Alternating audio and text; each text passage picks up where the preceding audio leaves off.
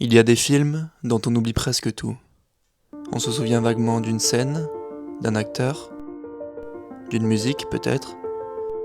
Et puis il y a d'autres histoires. Des histoires dont on se souvient sans vraiment savoir pourquoi. Pas forcément parce qu'elles étaient spectaculaires, ni parce que l'idée était brillante, mais parce qu'il y avait quelque chose. Quelque chose de difficile à expliquer, comme si l'histoire avait touché quelque chose de plus profond que son propre récit. Pourtant, quand on essaie de comprendre ce qui fait une bonne histoire, on commence souvent par la même chose, l'idée. Est-ce que le concept est original? Est-ce que le résumé donne envie? Est-ce que raconter en une phrase l'histoire fonctionne? C'est d'ailleurs souvent comme ça qu'on voit un film, en une phrase. Et intuitivement, ça semble logique. Une bonne idée devrait donner une bonne histoire. Et pourtant, certaines histoires ont une idée brillante, un concept fort, presque parfait, et quand on les développe, il se passe pas grand chose. A l'inverse, d'autres récits semblent presque banals quand on les résume, une idée simple, presque fade, mais une fois qu'on entre dedans, quelque chose fonctionne. On s'attache, on reste, pas parce que l'histoire est impressionnante, mais parce qu'elle est vivante, tout simplement. Alors c'est bien beau, mais qu'est-ce qui fait vraiment la différence? Pour essayer de comprendre, je vous propose un petit test. Je vais vous raconter 3 histoires. 3 idées qui pourraient toutes être développées sous la forme d'un récit parfaitement linéaire. Voici notre première histoire. Un homme découvre qu'il peut arrêter le temps. Il traverse des rues figées, observe les gens immobiles, vole des objets, disparaît sans jamais être vu. Rapidement, il commence à organiser sa vie autour de ce pouvoir. Les jours passent et il continue à faire ses manigances. La deuxième histoire est la suivante. Une femme hérite d'un restaurant abandonné après la mort d'un proche. Elle décide de le rouvrir pour honorer sa mémoire. Elle affronte des difficultés financières, des journées épuisantes et le regard des autres, mais elle tient le coup et reste. Notre troisième histoire, c'est celle-ci. Un adolescent rêve de quitter la ville où il a grandi. Chaque jour, il parle de départ, mais repousse sans cesse le moment. Il aide sa famille, retrouve ses amis, et se convainc qu'il partira plus tard, jusqu'au jour où une décision l'oblige à partir. Et quand il quitte enfin la ville, quelque chose en lui reste sur le quai. Allez-y, faites votre classement de la meilleure à la moins bonne histoire selon vous. Je vous laisse quelques secondes et je vous dévoile le mien. J'attends un peu pour les retardataires. C'est bon mamie, t'as fini? Ok. Personnellement, je dirais que la troisième est la meilleure histoire. Pas la plus originale ni la plus spectaculaire, mais peut-être la seule qu'on a envie de suivre jusqu'au bout.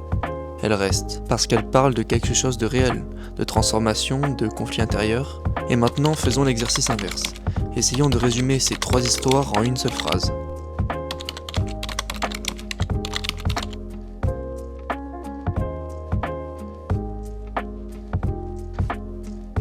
Je pense que vous le voyez comme moi, quelque chose se renverse. Avec ces uniques phrases que vous voyez à l'écran, la plus attirante, c'est clairement la première. Ce petit résumé de l'histoire qui tient en une seule phrase, c'est ce qu'on appelle un prémisse.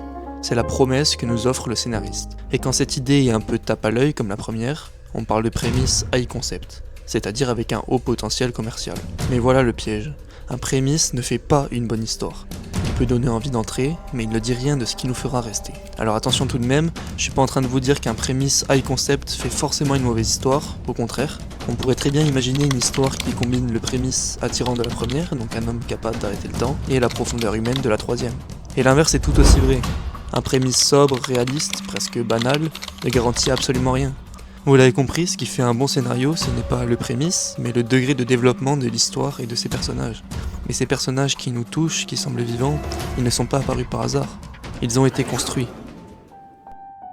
Que ce soit Tyler Durden dans Fight Club, Cooper dans Interstellar ou Teddy dans Shutter Island, si ces 3 personnages sont extrêmement bien réussis, c'est parce qu'ils respectent tous les codes de structure narrative servant à les rendre les plus humains possibles. S'ils paraissent aussi réels, ce n'est pas parce qu'ils sont exceptionnels, c'est parce qu'ils ont tous une faille centrale. Tout bon personnage a des faiblesses et besoins psychologiques, des faiblesses tellement grandes qu'elles entravent sa vie. Dans le cas de Cooper, ces faiblesses sont son attachement profond à sa famille, qui crée un conflit constant entre son rôle de père et son rôle de pilote. Il a une vision un peu rigide du devoir et de l'exploration. Parfois, il se concentre trop sur ce qu'il doit faire au détriment de ses relations. Son besoin, quant à lui, est d'accepter que ses choix auront toujours des conséquences, qu'il ne peut pas tout contrôler et qu'il doit trouver un équilibre entre sa vie personnelle et ses ambitions. Ce qui fait de Cooper un bon personnage, c'est aussi le fait que ses faiblesses ne le blessent pas que lui-même, elles blessent aussi autrui, en l'occurrence sa fille. Ainsi, les faiblesses du personnage, couplées avec l'action principale du film, amènent à une transformation du personnage. On peut le représenter avec l'équation suivante.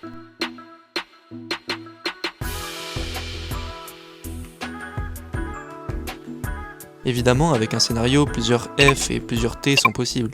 Cooper aurait très bien pu avoir comme faiblesse la peur paralysante de l'inconnu, le faisant trop hésiter à quitter la Terre et à prendre des risques, et ainsi sa transformation aurait aussi été différente. Bien d'autres éléments participent à rendre un personnage humain, notamment le désir profond de ce dernier, son adversaire dans la quête de ce désir, le plan mis en place par notre héros, etc. Ces codes-là que je viens de vous citer, ce ne sont ni plus ni moins que les 7 étapes clés de la structure narrative établies par John Truby. Oui, tout ça je l'ai appris en lisant Truby, mais je vous l'assure, je dis pas ça pour faire le malin. Non, si j'ai repris la lecture, si je me suis intéressé à l'écriture, aux histoires, aux structures, c'est pour une raison beaucoup plus banale. Comme la grande majorité d'entre nous, j'ai essayé d'évoluer. Ainsi, ces derniers mois, j'ai cherché notamment à renforcer mon corps, stimuler mon cerveau, passer moins de temps sur mon téléphone, manger mieux, lire davantage, bref, faire les bonnes choses.